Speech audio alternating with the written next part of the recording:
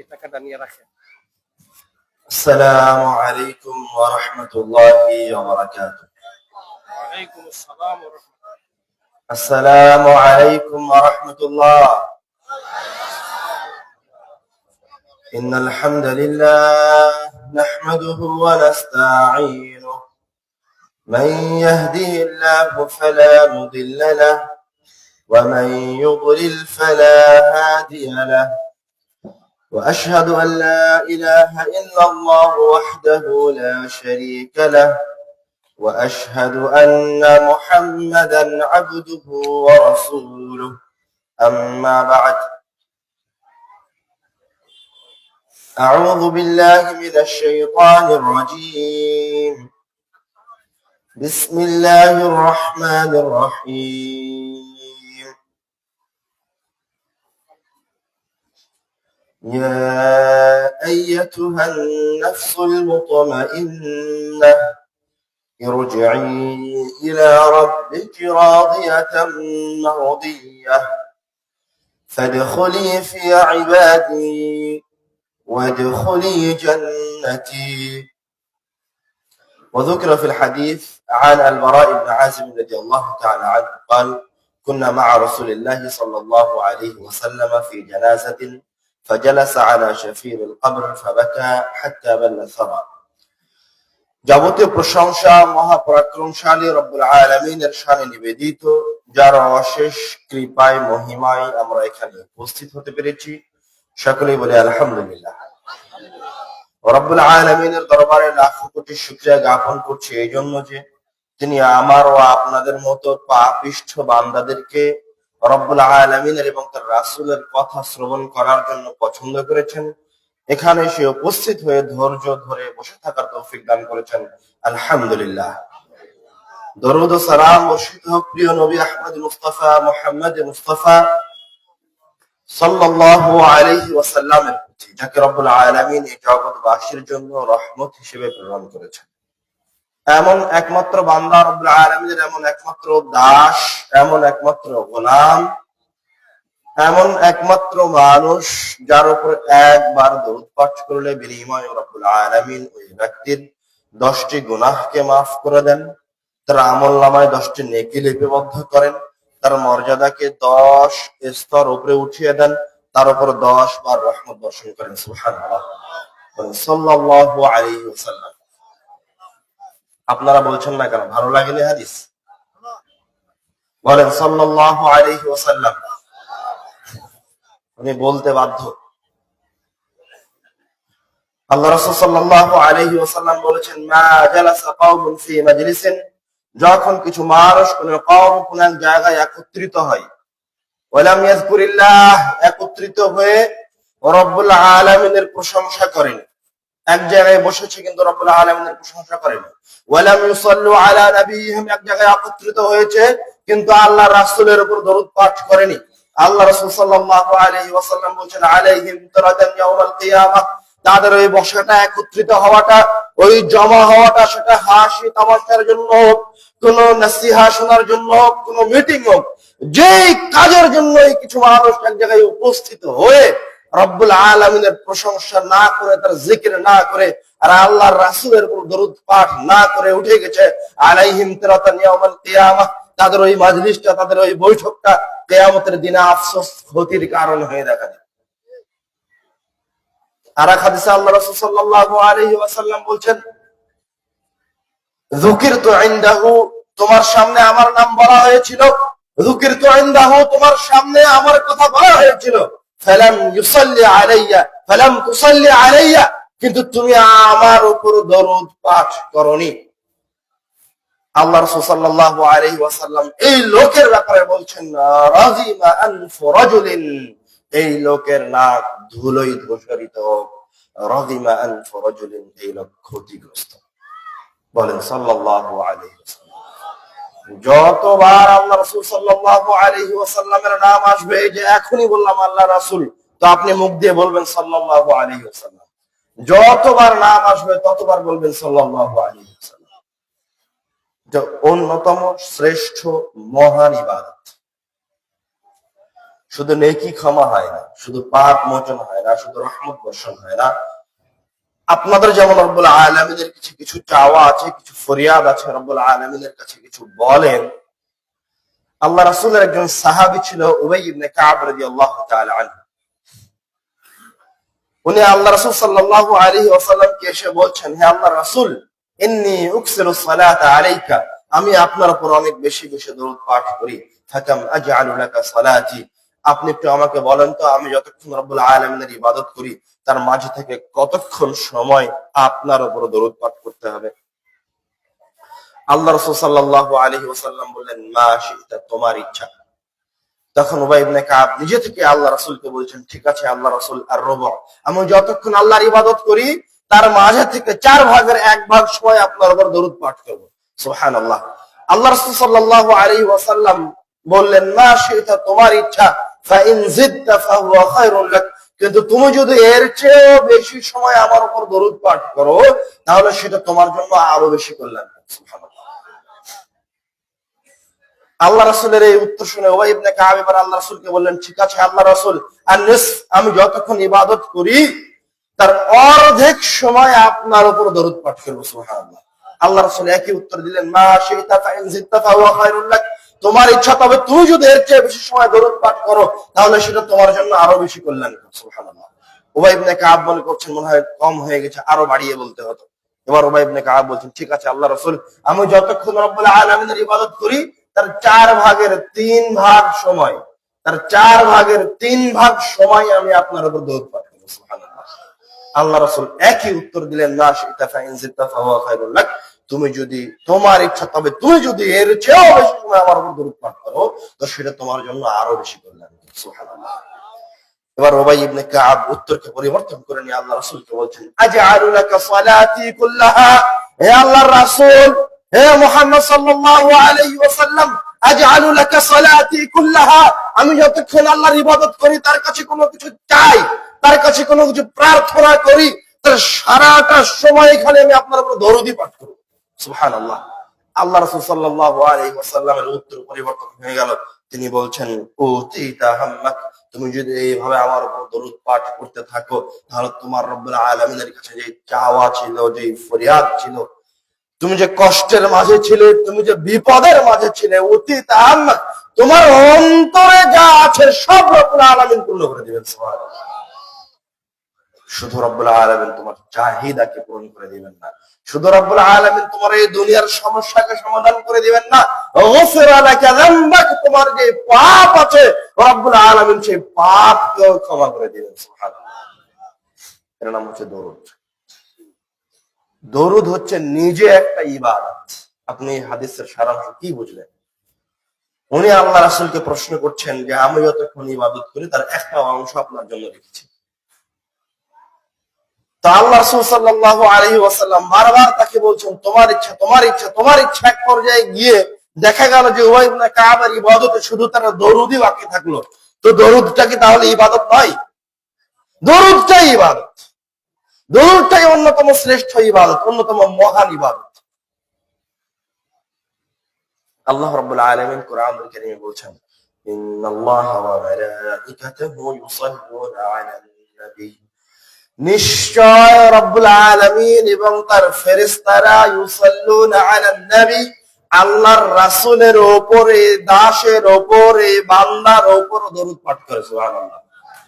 ইয়া আইয়ুহাল্লাযীনা আমানু সাল্লু আলাইহি ওয়া সাল্লিমু তাসলিমা, হে মুমিন বান্দা, তোমরা যারা আমার উপর ঈমান আনয়ন করেছো, তোমরা যারা আমাকে আল্লাহ বলে বিশ্বাস করো, তোমরাও এই রাসূলের উপর দরুদ পাঠ করো। সুবহানাল্লাহ।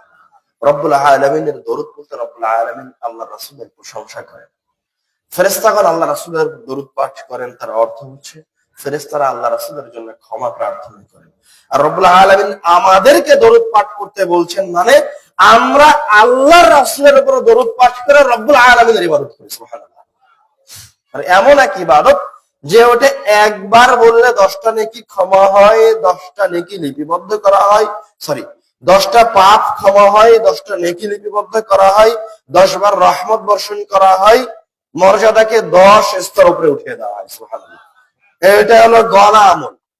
আর উবাই ইবনে কাবের হাদিসে প্রমাণিত হচ্ছে কেউ যদি দরুদ পড়তে থাকে তার জন্য অগুন্তি ফজিলত। সুবহানাল্লাহ।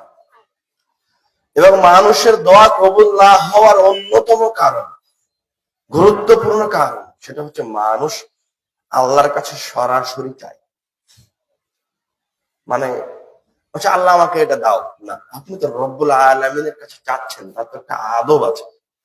মানে আপনি যখন আপনার এলাকার মেম্বারের কাছে যান, তোকে গিয়ে আগে সালাম দেন, তারপরে তার সমাচার জিজ্ঞাসা করেন, তারপরে তার দুটো প্রশংসা করেন যে আপনি ওই জায়গায় ব্রিজটা বানিয়েছিলেন, খুব সুন্দর হয়েছে, আমাদের খুব কাজে দিচ্ছে।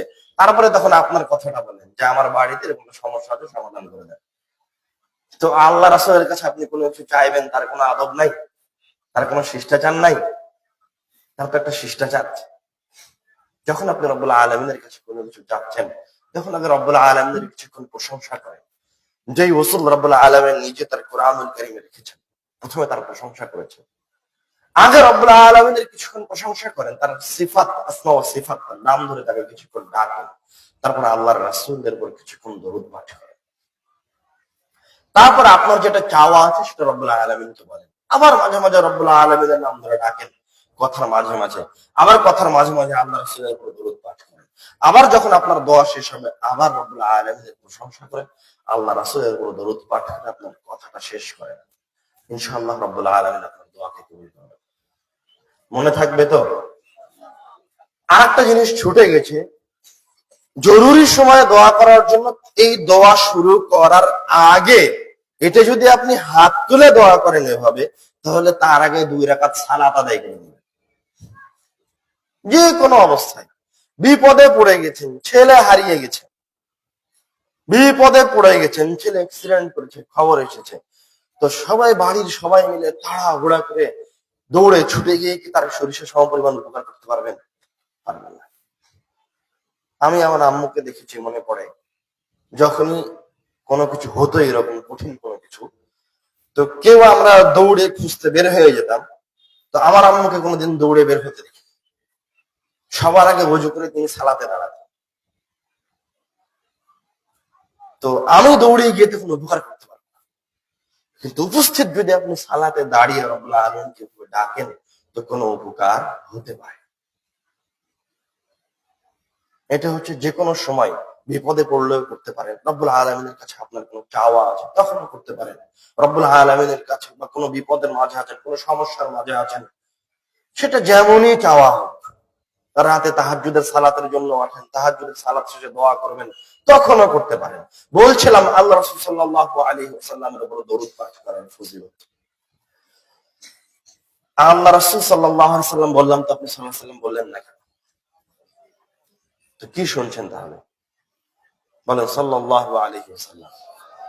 একবার যদি ছুটে যায় তো মনে করেন শয়তান ওটা ছুটিয়ে দিল। শয়তান কেউ চিনে না। আল্লাহ রাসূল সাল্লাল্লাহু আলাইহি ওয়াসাল্লাম বলছেন যে তোমরা কিয়ামতের দিনে আল্লাহর রাসূলের নিকটবর্তী থাকার একটা মাধ্যম হচ্ছে যে যত বেশি দরুদ পাঠ করবে, আল্লাহ রাসূল সাল্লাল্লাহু আলাইহি ওয়াসাল্লাম বলছেন কিয়ামতের দিনে সে আমার তত বেশি নিকটে থাকবে। সুবহানাল্লাহ। আর এক হাদিসে বলছেন আল্লাহ রাসূল সাল্লাল্লাহু আলাইহি ওয়াসাল্লাম যে তোমরা জুমার দিনে বেশি বেশি দরুদ পাঠ করো, কেননা তোমাদের দরুদ গুলি জুমার দিনে আমার কাছে পাঠানো হয়, আমার সামনে পেশ করা হয়। সুবহানাল্লাহ। এছাড়াও দরুদের আরো অসংখ্য ফজিলত আছে। এই দিকে আমার দিকে চোখে চোখ রেখে কথা শুনেন, অমনোযোগী হবেন না। বললাম তো আপনি কথা শুনে হয় আমল করতে পারবেন না, না হয় উঠে চলে যাবেন, না হয় এমন অনেক মানুষ হয়েছে বাজার থেকে বের হয়ে আপনি এখান থেকে বের হয়ে বাজারে গিয়ে কোনো কিছু কিনতে কিনতে যা শুনেছেন বলে যাবেন, কোনো কাজে আসবেন। এই কথা তো আমি আজকে নতুন বলিনি, টাঙ্গাইলে তা যাবো 20-30 বছর থেকে আসছে। এই কথা তো আপনার কাছে নতুন নয়। তো আপনি আল্লাহ রাসূলের নাম শুনে সাল্লাল্লাহু আলাইহি ওয়াসাল্লাম বলছেন না? এই কথা তো আব্দুর রাজ্জাক বিন ইউসুফ 20-30 বছর থেকে বলছে, আর উম্মতে মুহাম্মাদের অনুসারীরা আলেম ওলামাগণ 1450 বছর থেকে বলছে। আপনার ভিতরে আমার ভিতরে নাই কেন? শয়তানের সাথে সাথে চলি এই জন্য নাই।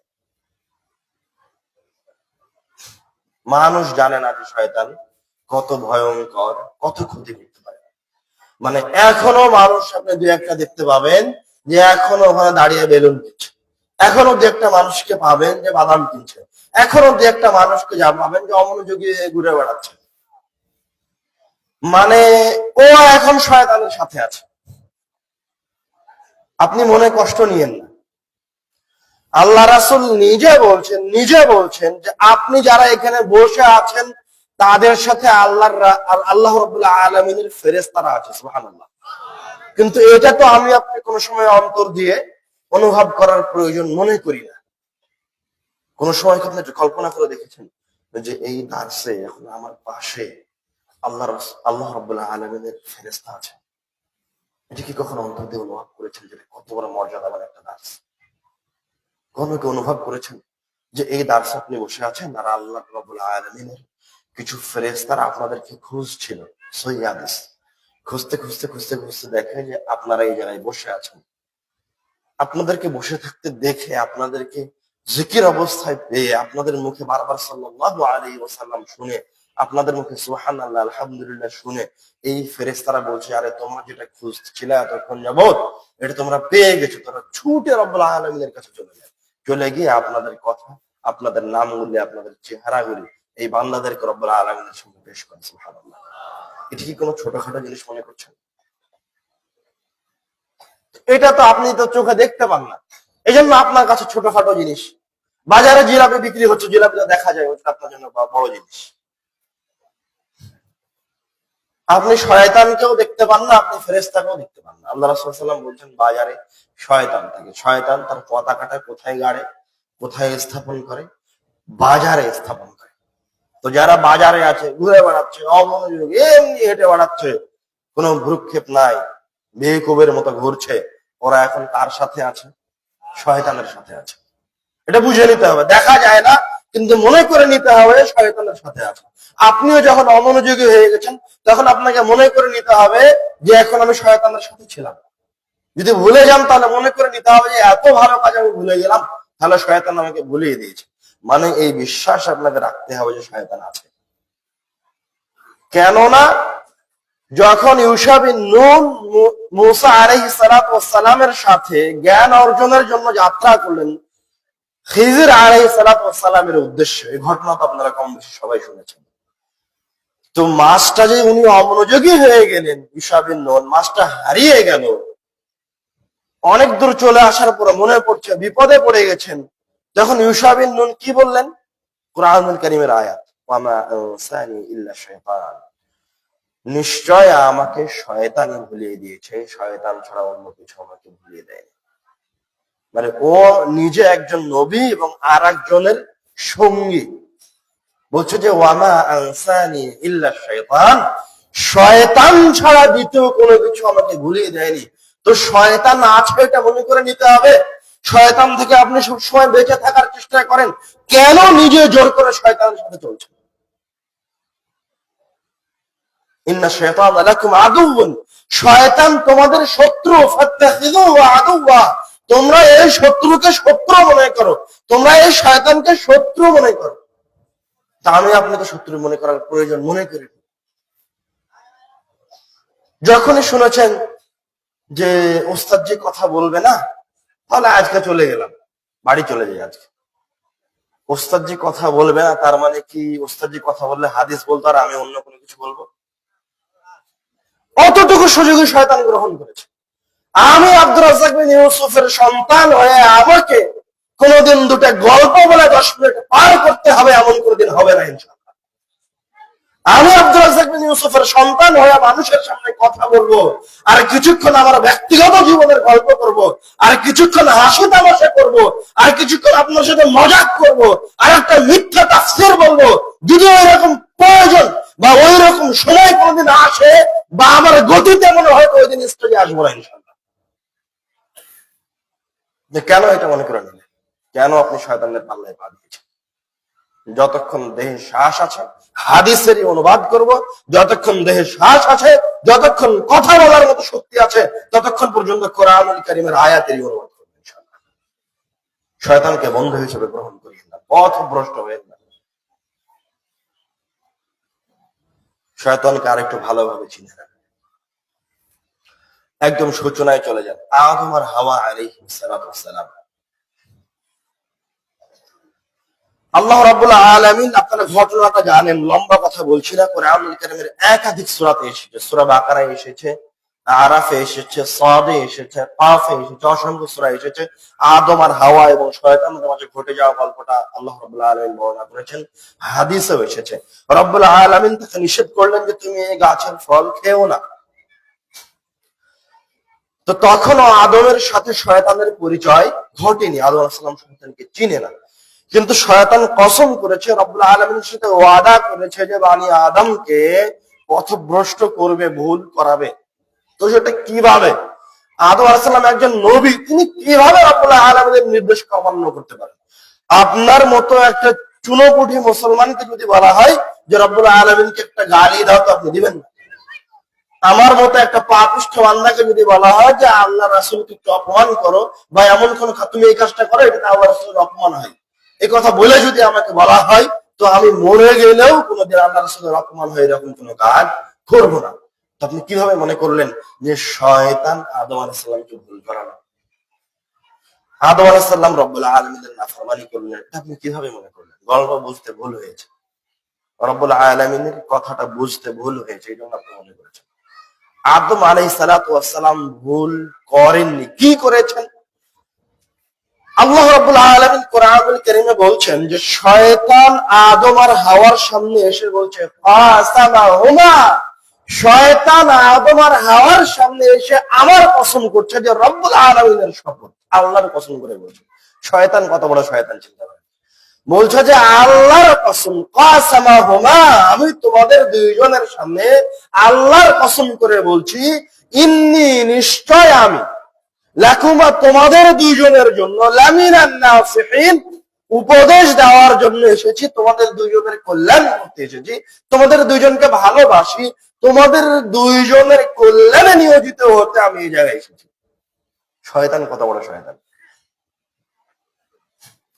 তো ভালো মানুষ সেজে এসেছে শয়তান, এসে আল্লাহর কসম করছে, পরহেজগার বান্দা সেজে এসেছে, আল্লাহর ওয়ালি সেজে এসেছে, এসে এবারকার ওই ফলের ফজিলত বলতে থেকেছে আদমের সামনে। যদি এই ফল খাও তাহলে আর কোনোদিন বৃদ্ধ হবে না, যদি এই ফল খাও তাহলে তোমাকে আর কোনোদিন জান্নাত থেকে বের করা হবে না, তুমি যদি এই গাছের ফল খাও তাহলে ওই যে ফেরেশতাদেরকে দেখছো ওইরকম ফেরেশতাদের মতো তুমি হয়ে যাবে, আজীবন রব্বুল আলামিনের জিকিরের সুযোগ থাকবে। যখন এইভাবে ফজিলতের কথা শুনতে থেকেছে আদম আর হাওয়া এই ফলের, তখন তারা ধরে নিয়েছে যে এই ফল বাস্তবে অনেক ফজিলতপূর্ণ। ওরা এটাকে ফজিলতপূর্ণ ফল মনে করে খেয়ে ফেলেছে। যখন খাওয়া হয়ে গেছে তখন শয়তানের কাজ শেষ হয়ে গেছে। আদম আর হাওয়া তো জানে না যে বাস্তবে শয়তান ছেলে কোনো ভালো মানুষ নয়, ও তো আল্লাহর ওলির চেহারা নিয়ে এসেছে। যখন খাওয়া হয়ে গেছে, শয়তান চলে গেছে, তখন রব্বুল আলামিন বলছেন যে তোমাদেরকে তো এই গাছের ফল খেতে নিষেধ করা ছিল, তোমরা কেন খেলা? তখন তো আদম আর হাওয়া ধরা পড়ে গেছে।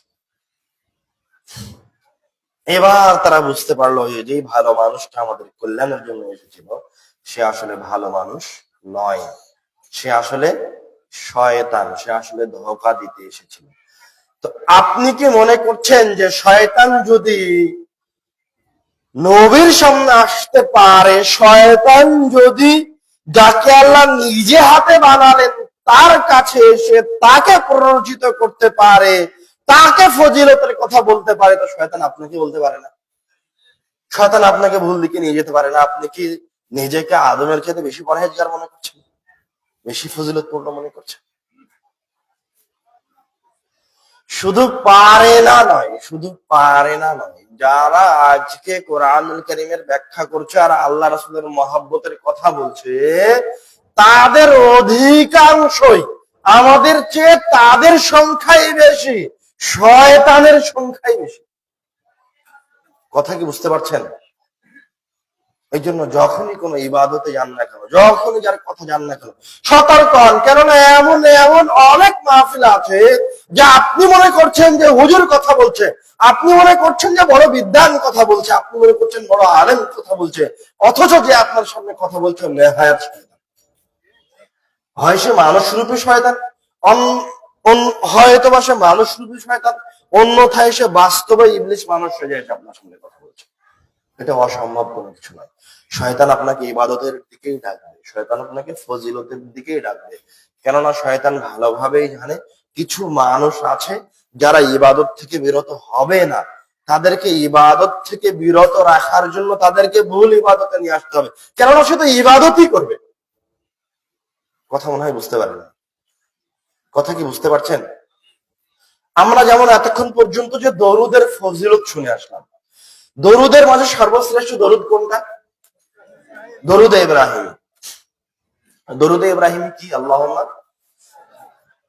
আল্লাহুম্মা সাল্লি আলা মুহাম্মদ ওয়া আলা আলি মুহাম্মদ কামা সাল্লাইতা আলা ইব্রাহিম ওয়া আলা আলি ইব্রাহিম ইন্নাকা হামিদুম মাজিদ, এইভাবে শেষ পর্যন্ত। বাংলাদেশের মাটিতে আল্লাহুম্মা সাল্লি আলা মুহাম্মদ বলতে পারে এরকম লোকের সংখ্যা অনেক কম। এইরকম লোকের সংখ্যা, এরকম আল্লাহর বান্দার সংখ্যাই বেশি যারা বলে আল্লাহুম্মা সাল্লি আলা সাইয়্যিদিনা মাওলানা মুহাম্মদ। দেখেন, এত বড় ফজিলতপূর্ণ ইবাদত শয়তান আপনাকে এমনি করতে দিবে, এটা আপনি কিভাবে মনে করলেন? শয়তান প্রথমে চেষ্টা করেছে আপনি যেন দরুদ পাঠ না করতে পারেন। তারপরে একদল মানুষ দরুদ ছেড়ে দিয়েছে, ইবাদতে আসে না। আর একদল মানুষ আল্লাহ রাসূলের উপর দরুদ পাঠ করবে। তো তার জন্য শয়তান দ্বিতীয় পদক্ষেপ রেখেছে একটা ভুল দরুদ, যেটাতে আল্লাহ রাসূলের অপমান আছে, আল্লাহ রাসূলের মর্যাদা নাই, আল্লাহ রাসূলের অপমান আছে। কিভাবে এই দরুদে আল্লাহ রাসূলের অপমান আছে আগে বলে নেই। আল্লাহুম্মা সাল্লি আলা সাইয়্যিদিনা মাওলানা মুহাম্মদ। সাইয়্যিদিনা মাওলানা শব্দ দুটো খারাপ নয়। সাইয়্যিদিনা মানে হচ্ছে আমাদের সর্দার। তো আল্লাহ রাসূল শুধু আমাদের সর্দার নয়, পুরো জাহান, পুরো সৃষ্টিকুলের সর্দার সাল্লাল্লাহু আলাইহি ওয়াসাল্লাম। এত বড় সর্দার যার শাফাআত ছাড়া কিয়ামতের দিনে বিচারই শুরু হবে। মাওলানা মানেও খারাপ কোনো কিছু নয়, মাওলানা ভালো শব্দ। মাওলানা মানে ওকিল, আমাদের ওয়াকিল, আমাদের অভিভাবক। তো আল্লাহ রাসূল সাল্লাল্লাহু আলাইহি ওয়াসাল্লাম বাস্তবে আমাদের অভিভাবক, আমাদের ওয়াকিল। তো সাইয়্যিদিনা মাওলানা শব্দ দুটো মন্দ নয়, শব্দ দুটো ভালো। তাহলে অপরাধ কেন হচ্ছে? আল্লাহ রাসূলের অপমান কেন হচ্ছে? কেন হচ্ছে এটা শুনেন এবার মনোযোগ দিয়ে, চোখে চোখ রেখে মনোযোগ দিয়ে শোনেন। 3টা পয়েন্ট বলবো, আজীবন মনে রাখার চেষ্টা করি। কেন অপমান হচ্ছে আল্লাহ রাসূলের এই জায়গায়? মানে আমি ধরে নিলাম, আমি বুঝে নিলাম যে আপনার হুজুরি সবচেয়ে বড় হুজুর, বড় আলেম, বড় বিদ্বান, আপনার শাইখ আরবি ভাষা সবচেয়ে ভালো বুঝে, আল্লাহ মাতুদ দাহার বাহারুল উলুম আপনার পীর সাহেব, এটা আমি স্বীকার করে নিলাম।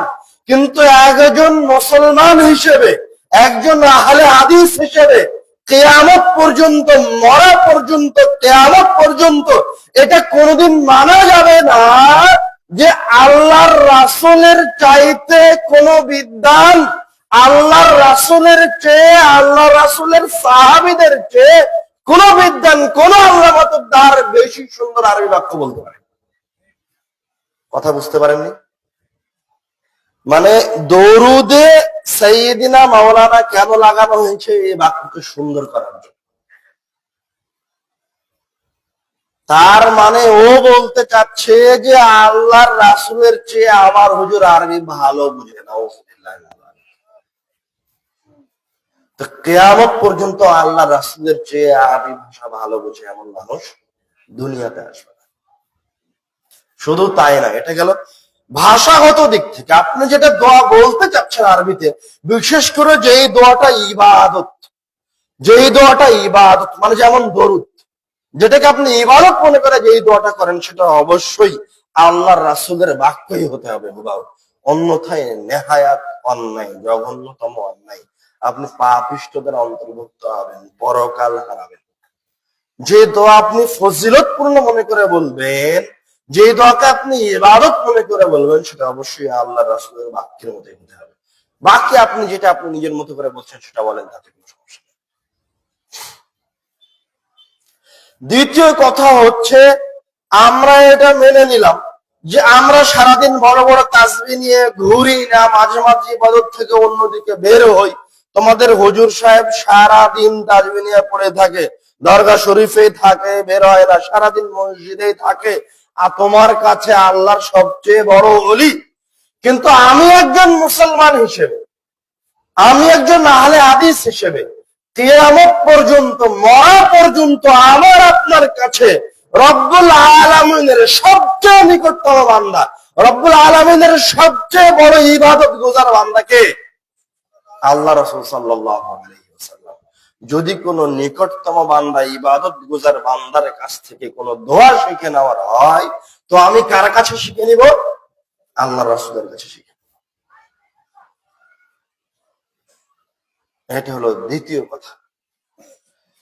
তৃতীয় কথা হচ্ছে, যত বড় আল্লাহর ওলি হোক না কেন, যত বড় মর্যাদাবান হোক না কেন, সে যত বড় ভালো মানুষ হোক না কেন, তার মুখ দিয়ে যেটা বের হয় সেটা ওহী নয়। তার মুখ দিয়ে যেটা বের হয় সেটা তার নিজের কথা। আর আল্লাহ রাসূল সাল্লাল্লাহু আলাইহি ওয়াসাল্লামের মুখ দিয়ে যেটা বের হয়েছে সেটার বিষয়ে রব্বুল আলামিন বলছেন, ওয়া মা ইয়ানতিকু আনিল হাওয়া ইন হুয়া ইল্লা ওয়াহয়ুন ইউহা। সে তার নিজে থেকে, তার প্রবৃত্তি থেকে, নিজের ইচ্ছায় কোনো কিছু বলে না।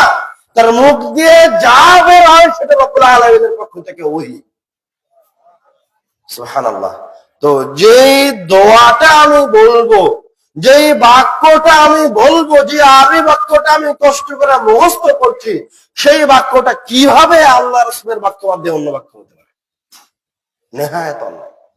জুমার দিনে ইমাম সাহেব দাঁড়িয়ে যতক্ষণ বক্তব্য দিচ্ছেন আর আরবিতে কত কি বলছেন, তার অর্ধেক কোন হাদিসের ইবারত নয়, কোন কোরআনুল কারীমের ইবারত নয়। তো এতক্ষণ আপনি আরবিতে কি শোনালেন? মানে কি হাদিসের কমতি পড়ে গেছিল? মানে হাদিস কমে গেছে, হাদিসের অভাব পড়ে গেছে যে 1 ঘন্টা হাদিস বলা যাবে না? মেনে নিলাম যে আপনি আরবিতে বক্তব্য দেন, আরবিতে বক্তব্য, তো বাক্যটা আল্লাহ রাসূলের বলেন যে ক্বালা রাসূলুল্লাহ সাল্লাল্লাহু আলাইহি ওয়াসাল্লাম কাযা কাযা কাযা, বলতে থাকেন আল্লাহ রাসূলের বাক্যগুলো। তো আপনি তো আল্লাহ রাসূলের বাক্য বলেন না, আপনি তো আরেকজনের বাক্য বলেন।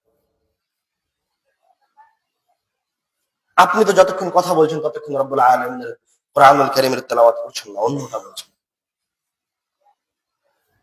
এইভাবে মানুষ বিভিন্ন ভাবে, বিভিন্ন মাধ্যমে শয়তানের তাবেদারিতে, শয়তানের অনুসরণে লিপ্ত। এটা মানুষ কখনো তার অজান্তে করছে, কখনো মানুষ সজ্ঞানে করছে। শয়তান থেকে বাঁচার চেষ্টা করেন। আল্লাহ রাসূল সাল্লাল্লাহু আলাইহি ওয়াসাল্লাম প্রত্যেকটা জায়গায় জায়গায়, স্থানে স্থানে শয়তান থেকে বাঁচার জন্য দোয়া শিখিয়ে দিয়েছেন। যেমন উপস্থিত আপনি শয়তান থেকে বাঁচতে চাচ্ছেন, শয়তানকে ছোট করতে যাচ্ছেন, বলেন বিসমিল্লাহ, শয়তান ছোট হয়ে যাবে। সহিহ হাদিসে এসেছে, একজন সাহাবী বলছেন, আমি আল্লাহ রাসূলের সাথে একটা বাহনের পিছনে বসে আছি, বাহনটা হোঁচট খেলো, তো পিছন থেকে সাহাবী গালি দিয়ে উঠলো শয়তানকে যে শয়তানের ক্ষতি হোক। তখন আল্লাহ রাসূল সাল্লাল্লাহু আলাইহি ওয়াসাল্লাম বলছেন, মানে ও সাহাবী বলছে, তাইসা শয়তান, শয়তানের ক্ষতি হোক, শয়তান হতাশ হোক, শয়তান অপমানিত হোক। তখন আল্লাহ রাসূল সাল্লাল্লাহু আলাইহি ওয়াসাল্লাম বলছেন, লা তাকুল তাইসা শয়তান, তুমি শয়তানকে গালি দিও না। চিন্তা করা যায় মানে শয়তান কতটা ভয়ঙ্কর। আল্লাহ রাসূল শয়তানকে গালি দিতে নিষেধ করছে। কেন? আল্লাহ রাসূল সাল্লাল্লাহু আলাইহি ওয়াসাল্লাম বলছেন, লা তাকুল তাইসা শয়তান, তুমি এই কথা বলো না যে শয়তানের ক্ষতি হোক, তুমি এই কথা বলিও না যে শয়তানের পতন হোক, তুমি শয়তানকে গালি দিও না, বরং তুমি যদি শয়তানকে গালি দাও তাহলে শয়তান অহংকারী হতে থাকে, বড় হতে থাকে, তার বুকটা ফুলে উঠতে উঠতে সে একটা বাড়ির মতো হয়ে যায়। নাউযুবিল্লাহ। মানে শয়তানকে গালি দিলেও শয়তান খুশি হয়। এটা কিভাবে? মানে আপনি যে শয়তানকে গালি দিচ্ছেন এটাই তার জন্য অনেক আনন্দের, যে আপনি তাকে ছোট করতে পারেননি, আপনি তাকে গালি দিচ্ছেন, আপনি তাকে অপমান করতে পারেননি, তাকে আপনার নিকট থেকে দূরে সরাতে পারেননি, আপনি তাকে সাক্ষী রাখছেন, তাকে সাক্ষী দিচ্ছেন শয়তান আছে, ও ক্ষতি করতে পেরেছে। এটাই শয়তানের জন্য অনেক বড় পাওয়া। মনে হয় বুঝতে পারেননি কথা। মানুষ আসলে বস্তুবাদী জিনিসের সাথে উদাহরণ না দিলে মানুষ বুঝতে পারবে। যেমন এখন বর্তমান সময়ে যারা টিকটকার আছে, এখন বর্তমান সময়ে যারা খারাপ ভিডিও তৈরি করে, বর্তমান সময়ে যারা বউ ব্যবসা করছে ফেসবুকে আর ইউটিউবে আর টিকটকে, ওদেরকে যখন গালি দেয় নিচে, তো গালি দিলে ওরা খুশি হয়, হয় না? গালি দিলে ওরা খুব মজা পায়। এবং সে গালিটাকে নিয়ে তারা আবার আলোচনা করে। তো ওটা হলো বাস্তব শয়তান আপনার চোখের সামনে, মানে তার ভিতরে শয়তান ঢুকে গেছে, বুঝতে পারেননি? তো শয়তান যে খুশি হয় গালি দিলে, এটা কিভাবে চিনবেন? বর্তমান সময় আপনার উপস্থিত সামনে যারা মানুষ রূপী শয়তান আছে তাদেরকে চিনেন, ওদের গালি দেখবে দেখবেন ওরা খুশি হয়। ওই শয়তান এর শয়তান একদম হুবাহু এক, কোনো পার্থক্য নাই। তো আল্লাহ রাসূল সাল্লাল্লাহু আলাইহি ওয়াসাল্লাম হাদিসের শেষে বলছেন, কুল বিসমিল্লাহ, তুমি বলো, তুমি এই কথা বলিও না তাই শয়তান, শয়তান ধ্বংস, তুমি বলো বিসমিল্লাহ, তাসাগারা শয়তান, তাহলে শয়তান ছোট হয়ে যাবে, শয়তান এত ছোট হয়ে যাবে মিসলাল যুবাব, মাছের মতো ছোট হয়ে যাবে। বলেন বিসমিল্লাহ। আরেকটা হাদিসে এসেছে আল্লাহ রাসূল সাল্লাল্লাহু আলাইহি ওয়াসাল্লাম বলছেন, তুমি যদি শয়তানকে কাঁদাতে চাও তো কাঁদাবে কিভাবে?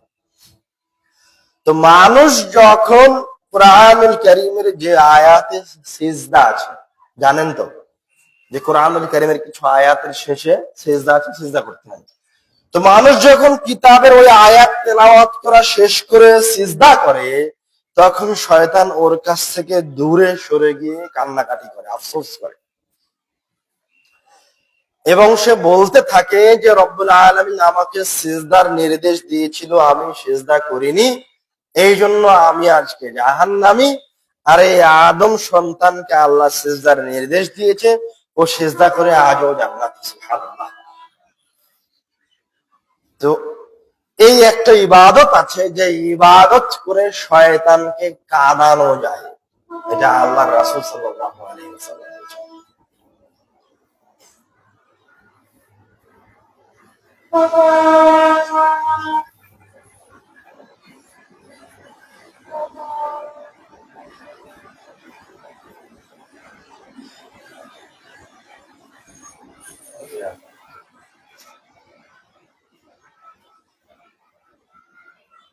এটা গেল বিসমিল্লাহ, এটা গেল সিজদার দোয়া। আর একটা আসেন আরো গুরুত্বপূর্ণ কথা শয়তানের বিষয়, আশ্চর্য হয়ে যাবেন। ইসলামের যত কাজ আছে, যত বিধিবিধান আছে, বা আপনি যাই করতে যান না কেন, এই যে পানিটা নিলাম, পানিটা যে খাবো, এখন কি বলবো? প্রত্যেকটা কাজ শুরু হয় বিসমিল্লাহ দিয়ে।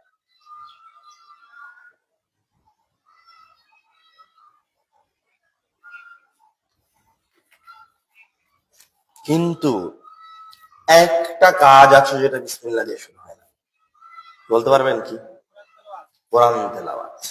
আল্লাহ রাব্বুল আলামিন বলছেন, যখন তুমি কোরআন তেলাওয়াত করবে, ফাস্তাইয বিল্লাহি মিনাশ শাইতানির রাজীম, কোরআন তেলাওয়াতের সময় শয়তান থেকে আল্লাহর কাছে পরিত্রাণ চাওয়া ওয়াজিব, ফরজ।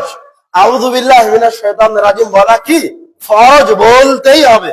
আর বিসমিল্লাহির রহমানির রহিম বলা সুন্নাত। কি বুঝলেন আপনি? সব কাজ শুরু হচ্ছে বিসমিল্লাহ দিয়ে। আর এরকম মহান, শ্রেষ্ঠ, গুরুত্বপূর্ণ, যার কি শ্রেষ্ঠ কোনো কিছু এই পৃথিবীতে নাই। পৃথিবীতে শুধু নাই নয়, এটা হচ্ছে রব্বুল আলামিনের পক্ষ থেকে উম্মতে মুহাম্মাদের জন্য সর্বশ্রেষ্ঠ নিয়ামত। এটা হচ্ছে ওই কিতাব, যে কিতাব দিয়ে রব্বুল আলামিন উম্মতে মুহাম্মাদীকে সর্বশ্রেষ্ঠ উম্মতের মর্যাদা দিয়েছেন। সুবহানাল্লাহ। এটা হচ্ছে ওই কিতাব, যে কিতাব দিয়ে রব্বুল আলামিন মুহাম্মদ সাল্লাল্লাহু আলাইহি ওয়াসাল্লামকে সর্বশ্রেষ্ঠ রাসূল হওয়ার মর্যাদা দিয়েছেন। সুবহানাল্লাহ। ওই কিতাব পড়ার সময় আগে বলতে হবে কি? আউযু বিল্লাহি মিনাশ শাইতানির রাজীম, আমি আল্লাহর কাছে বিতাড়িত, কুমন্ত্রণা দানকারী, ওয়াসওয়াসা দানকারী এই নিকৃষ্ট শয়তান থেকে পরিত্রাণ চাচ্ছি। কেননা শয়তানের জন্য এই কোরআনুল কারীম হচ্ছে অনেক অনেক বড় শত্রু। যখনই মানুষ কোরআন তেলাওয়াত করে, অনেক বিদ্বানগণ বলছেন যে, ইবনুল কাইয়িম রাহিমাহুল্লাহর কওল এটা, যে যখন মানুষ কোরআন তেলাওয়াত করে তখন তার অন্তরে ঈমানের বীজ অঙ্কুরিত হয়। আর আল্লাহ রাসূল সাল্লাল্লাহু আলাইহি ওয়াসাল্লাম একাধিক হাদিসে বলেছেন, কোরআনুল কারীম মানুষকে হেদায়াত দিতে পারে। রব্বুল আলামিন কোরআনুল কারীমের সিফাতের বিষয়ে বলেছেন, কোরআনুল কারীমের একটা সিফাত হচ্ছে যে কেউ যদি পড়ে, তোর আয়াত শুনে কখনো কখনো অর্থ না বুঝেও হেদায়েত পেয়ে মুসলমান হয়ে যাবে। সুবহানাল্লাহ। এরকম একটা শক্তি রব্বুল আলামিন কোরআনুল কারীমের মাঝে দিয়ে রেখেছেন। তো কেউ যখন কোরআনুল কারীম তেলাওয়াত করে তার অন্তরে ঈমানের বীজ অঙ্কুরিত হয়। তো যখনও আউযু বিল্লাহি মিনাশ শাইতানির রাজিম ছেড়ে দেয়, তখন ওই অঙ্কুরিত বীজটাকে শয়তান এসে নষ্ট করে দেয়। এই জন্য জরুরি ভিত্তিতে শয়তান থেকে পরিত্রাণ চাইতেই হবে, শয়তান থেকে বেঁচে থাকতেই হবে। শয়তানের আর একটা উপস্থিতি দেখেন, যেটা আমাদের প্রত্যেকটা সমাজ, প্রত্যেকটা দেশ, পুরো ইসলামিক কান্ট্রিগুলি ছেয়ে গেছে। আল্লাহ রাসূল সাল্লাল্লাহু আলাইহি ওয়াসাল্লাম বলছেন, মান গাদা আও রাহা ইলাল মসজিদ আ'আদাল্লাহু লাহু নুজুলান ফিল জান্নাহ। যখন কোন মানুষ মসজিদের দিকে যায়, তখন মানে মসজিদের দিকে শুধু সে বের হয়েছে, সেটা মসজিদে সালাতের জন্য যাক, মসজিদে বসে থাকার জন্য যাক, মসজিদে ইবাদতের জন্য যাক, যেই কাজের জন্য হোক, শুধু মসজিদের দিকে বের হয়েছে, রব্বুল আলামিন আ'আদাল্লাহু লাহু ফিল জান্নাতি নুজুলা, তার জন্য জান্নাতে খাবার প্রস্তুত করেছেন। সুবহানাল্লাহ। আর আরেক হাদিসে এসেছে, আল্লাহ রাসূল সাল্লাল্লাহু আলাইহি ওয়াসাল্লাম বলছেন, মান গাদা ওয়া রাহা ইলাল মসজিদ, যেই ব্যক্তি সকালে মসজিদের দিকে যাক আর সন্ধ্যার দিকে মসজিদে যাক, যখনই মসজিদের দিকে যাক না কেন, অথবা রাত 2টার দিকে মসজিদে যাক, লা ইউরিদু ইল্লা আন ইয়াতাআল্লামা খায়রান আও ইউআল্লিমাহু, সে এই জন্য মসজিদের দিকে বের হয়েছে যে সে মসজিদে গিয়ে কোনো কিছু শিখবে, আও ইউআল্লিমা, অথবা আরেকজনকে কোনো কিছু শেখাবে। এই নিয়ত করে সে মসজিদের দিকে বের হয়েছে, তো রব্বুল আলামিন তার জন্য একটা হজের সমান নেকি লিখে দিয়েছেন। সুবহানাল্লাহ। আর আরেকটা হাদিসে এসেছে, আল্লাহ রাসূল সাল্লাল্লাহু আলাইহি ওয়াসাল্লাম বলছেন, যারা মসজিদে বসে জিকির আজকার করে, একটু বড় হাদিস, মানুষ কেউ মসজিদে বসে পড়াশোনা করছে, রব্বুল আলামিনের জিকির করছে, তো আল্লাহ রব্বুল আলামিন নাযালাত আলাইহিমুস সাকিনাহ, আল্লাহর পক্ষ থেকে তাদের উপর প্রশান্তি অবতীর্ণ করেন। সুবহানাল্লাহ। ওয়া গাশিয়াতহুমুর রাহমাহ, মসজিদে বসে থেকে আলোচনা করার কারণে, পড়াশোনা করার কারণে রব্বুল আলামিনের পক্ষ থেকে রহমত তাদেরকে ঘিরে ধরে। সুবহানাল্লাহ। হাফাতহুমুল মালায়েকা, মসজিদে বসে থেকে পড়াশোনা করার কারণে, ইবাদত করার কারণে ফেরেশতারা তাদেরকে ঘিরে ধরে রাখে। সুবহানাল্লাহ।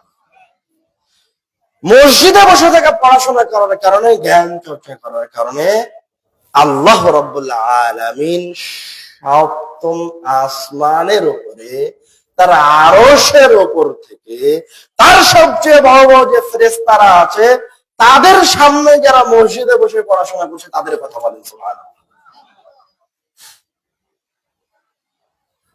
মসজিদে পড়াশোনা করা, মসজিদে জ্ঞান অর্জন করা, মসজিদের দিকে যাওয়া কত ফজিলতপূর্ণ, আর তার কত হাদিস আছে বলে শেষ করা যাবে না।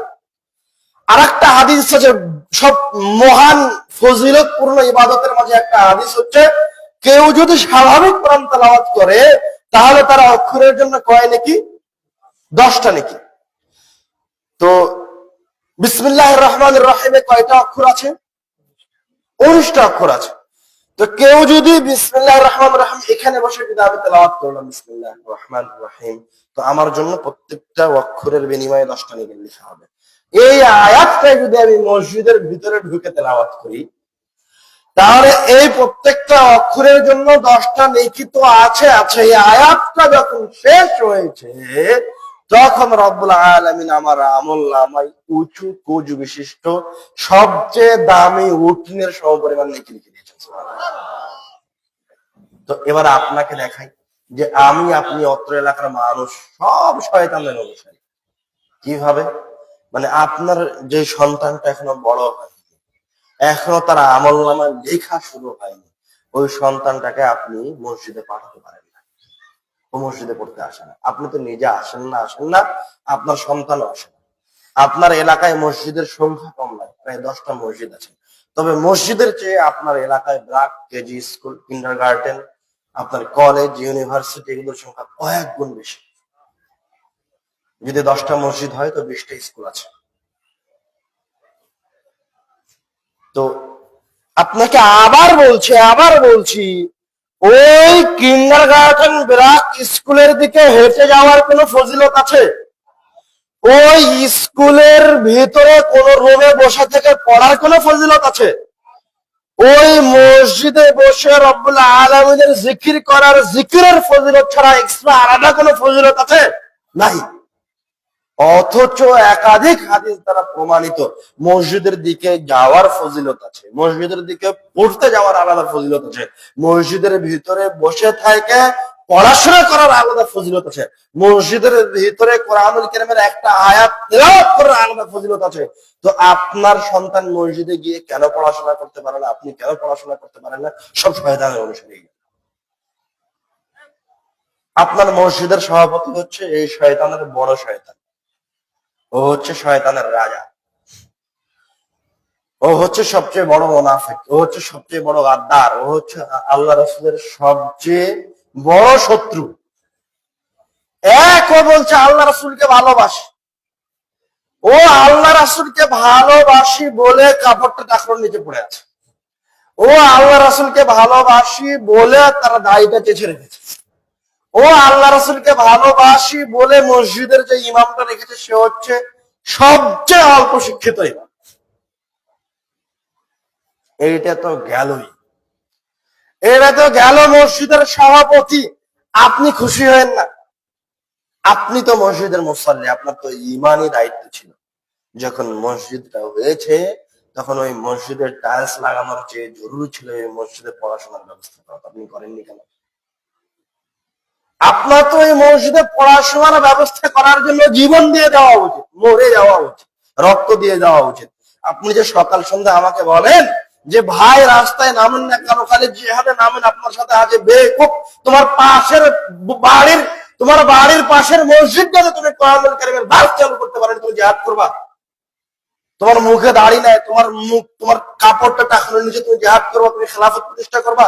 হাওয়ায় লাড্ডু মনে হয়? আরে খেলাফতের সূচনা হয়েছে মসজিদের মেঝে থেকে। রব্বুল আলামিনের কাছে প্রত্যেকটা মসজিদ সমান। মসজিদের জায়গা নির্ধারণ হয়ে গিয়েছে মানে ওটা এখন মসজিদ। তাতে মসজিদের ছাদ, ওই জায়গায় ছাদ থাকুক আর না থাকুক, বেড়া থাকুক আর না থাকুক, ওটা এখন মসজিদ।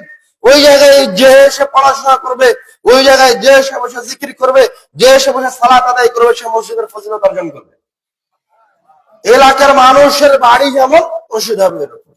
এলাকার 80% মানুষের বাড়ি টিনের, বাড়িতে ছাদ নাই, তো আপনার এলাকার মসজিদে এসি লাগাতে কে বলেছে? যে খুব শয়তানের অনুসারী, ও জানে না ধর্ম কি জিনিস, জানে না মসজিদ কি জিনিস। আপনারা কি মনে করেছেন যে সাহাবায়ে কেরামগণ ওই দেশ দখল করার জন্য যুদ্ধে বের হয়েছে? সাহাবায়ে কেরামগণের বড় রাজত্বের প্রয়োজন ছিল, এই জন্য বের হয়েছে? এই জন্য বের হয়নি। তাদের প্রথম কাজ ছিল তারা শিখানোর জন্য, তারা উন্মুক্ত দাওয়াতি কাজ করার জন্য অনুমতি চাইতো। অনুমতি না হলে বা বাধা প্রাপ্ত হলে, ইসলামের কাজ করতে না দিলে ওই দেশের শাসকের সাথে যুদ্ধ সংঘটিত হয়েছে, তার আগে যুদ্ধ হয়নি। তো এই দিনকে, এই শিক্ষাকে বাস্তবায়ন করার জন্য তারা যুদ্ধ করেছে। আর আমি আপনি আজকে পৃথিবীর আনাচে কানাচে নির্যাতিত, অবহেলিত, নিষ্পেষিত কেন? কেন আমাদের উপর রব্বুল আলামিনের রহমত আসে না? সব শয়তানের অনুসারী, এই জন্য আসে না। নিজে চোখে দেখেন, ইতিহাস থেকে নিজে দেখেন। উহুদের যুদ্ধে আল্লাহ রাসূল সাল্লাল্লাহু আলাইহি ওয়াসাল্লাম আর তার সাহাবায়ে কেরামগণ কত? 300 জন, আর কাফেররা 1000। খন্দকের যুদ্ধে সাহাবায়ে কেরামগণ 700 আর কাফের মুশরিকরা 3000। উহুদের যুদ্ধে সাহাবায়ে কেরামগণ 700 আর কাফের মুশরিকরা 3000। আর খন্দকের যুদ্ধে সাহাবায়ে কেরাম সহ আল্লাহর রাসূল সহ সবাই মদিনায় আবদ্ধ, মদিনায় ঘেরাও করে রাখা হয়েছে। পুরো আরব বিশ্বের যত কাফের মুশরিক আছে প্রায় 10,000 সৈন্যবাহিনী মদিনাকে ঘেরাও করে রেখেছেন। মদিনার ভিতরেও প্রায় কয়েকশো ইহুদি গাদ্দার অবস্থান করছে। তারপরে মুতার যুদ্ধে আল্লাহ রাসূল নিজে অংশগ্রহণ করেননি, তিনি মদিনায় সাহাবীরা যুদ্ধ করতে গেছেন। যাদের বিরুদ্ধে যুদ্ধ করতে গেছেন তারা তৎকালীন সময়ের পরাশক্তি রোমানদের সৈন্যবাহিনী। সাহাবায়ে কেরামগণ নিয়েছেন মাত্র 2 থেকে 3,000। যাদের সাথে যুদ্ধ করবেন তারা হচ্ছে 2 লক্ষ। 2,000 সাহাবী 2 লক্ষ শত্রু বাহিনীর সামনে দাঁড়িয়েছে। প্রত্যেকটা যুদ্ধে মুসলমানরা বিজয় অর্জন করেছে। তাহলে আপনি এবার বলেন যে তারা শক্তি দিয়ে অর্জন করেছে। যদি আপনি বলেন যে তারা শক্তি দিয়ে অর্জন করেছে, তাহলে আমি আপনাকে, যদি শুধু মৌতার যুদ্ধে আসি, তো 2 লক্ষ বাহিনী যদি তাদের উপর দিয়ে দৌড়ে পার হয়, তো 2-3 হাজার মানুষকে খুঁজে পাওয়া যাবে না। তো তারা কি দিয়ে যুদ্ধ করলো, কি দিয়ে তারা জয় অর্জন করলো? তারা ছিল শিক্ষিত মুসলমান, তারা শয়তানের তাবেদারি করেনি। তাদের কথা রব্বুল আলামিন কুরআনুল কারীমে বলছেন, যে আয়াত বদরের যুদ্ধে অবতীর্ণ হলো, ওই জায়গায় রব্বুল আলামিন বলছেন, ইয তাস্তাগীসুনা রাব্বাকুম, যখন তোমরা বদর ময়দানে তোমাদের রবকে ডাকছিলে, যখন তোমরা তোমাদের রবকে বলছিলে, মানে তোমরা মাত্র কয়েকশো মানুষ এসেছে, এসে দেখো 1,000 মানুষ তোমাদের সাথে যুদ্ধ করতে এসেছে, না আছে তোমাদের কাছে অস্ত্র, না আছে তোমাদের কাছে খাদ্য, না আছে তোমাদের শক্তি। তোমরা রব্বুল আলামিনকে আহ্বান করেছো সাহায্যের জন্য, ফরিয়াদ জানিয়েছো, তো আমি রব্বুল আলামিন তোমাদের ফরিয়াদে, তোমাদের ডাকে সাড়া দিয়ে বিআলফিন মিনাল মালাইকাতি মুরদিফিন, 1,000 ফেরেশতাকে নামিয়ে দিয়েছি। হাদিসে এসেছে সাহাবে আল্লাহ রাসূলকে বলছেন, হে আল্লাহ রাসূল, আমি তো তরবারি বের করেছি, আমার সামনের কাফেরটাকে মারিনি, তার আগে দেখে তার শরীর থেকে মাথা বিচ্ছিন্ন হয়ে গেল।